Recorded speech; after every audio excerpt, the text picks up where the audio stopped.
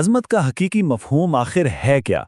आज हम इसी सवाल का जवाब मौलवी अब्दुल हक के एक लाजवाल किरदार के ज़रिए तलाश करने वाले हैं। चलिए, एक बहुत ही आम से माली की एक गैर मामूली कहानी में झांक कर देखते हैं। ये सवाल तो सदियों से पूछा जाता रहा है। सोचने वाली बात है ना? क्या अज़मत दौलत में है, या ताकत में, या फिर शोहरत में?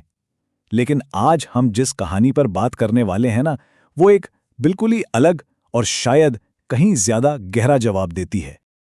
ये है नामदेव माली। औरंगाबाद में एक शाही मकबरे के बाग में काम करने वाले एक आम से माली। उनकी कहानी किसी दौलत या रुतबे की नहीं, बल्कि एक ऐसी खूबी की है जो हमें अज़मत के बारे में दोबारा सोचने पर मजबूर कर देती है।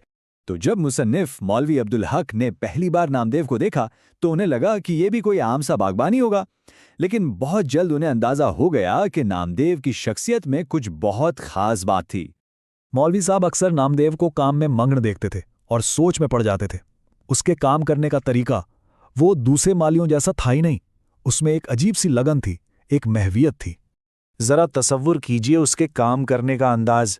वो किसी पौधे के सामने बैठ जाता, फिर उसे हर तरफ से, हर जाविये से देखता, फिर थोड़ा पीछे हटकर उसे ऐसे सराहता जैसे कोई बहुत बड़ा आर्टिस्ट अपने शाहकार को देख रहा हो, और फिर उसके चेहरे पर एक ऐसी मुस्कुराहट आ जाती जैसी एक माँ अपने बच्चे को देखकर खुश होती है। ये सिर्फ बागबानी तो नहीं थी, ये तो एक गहरी मोहब्बत का इजहार था। तो सवाल यह है कि इस गैर मामूली लगन के पीछे क्या था? क्या कोई इनाम की ख्वाहिश थी, या लोगों से तारीफ सुनने की चाहत? नहीं, वजह इससे कहीं ज्यादा सादा और खालिस थी। वो अपने काम में पूरी तरह बेघरज था। मतलब कोई दिखावा नहीं, कोई लालच नहीं।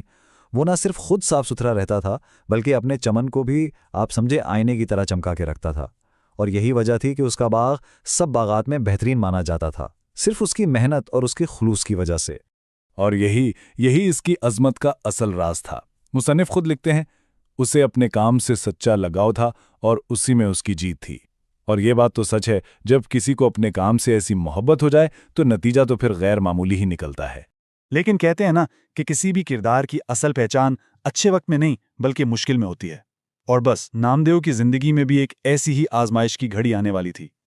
और एक नहीं बल्कि दो ऐसे बड़े बुरान आए जिन्होंने ना सिर्फ इसके बाग का इम्तिहान लिया, बल्कि खुद नामदेव के किरदार और उसकी लगन की गहराई को भी परखा।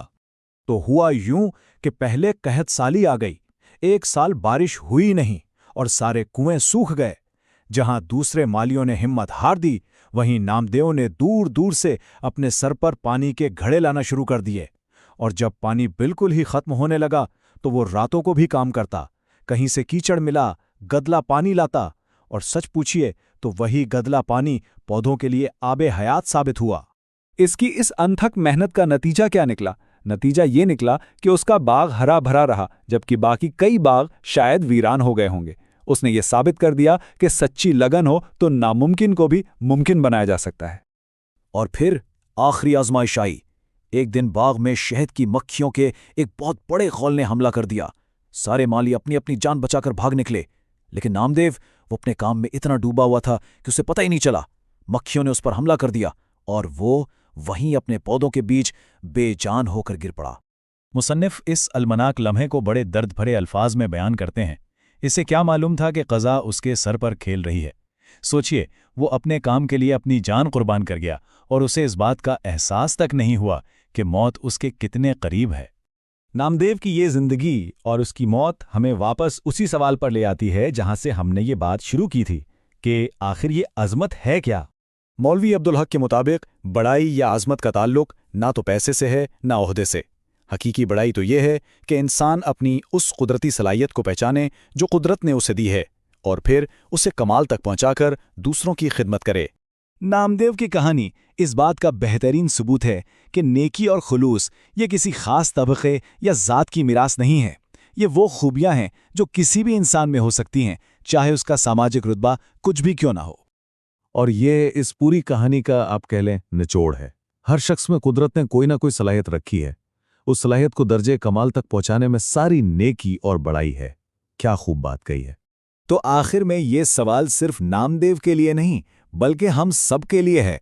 वो कौन सी ऐसी सलाहियत है जिसे कमाल तक पहुंचाने की कोशिश हमें हकीकी अज़मत दे सकती है? इस पर सोचना तो बनता है।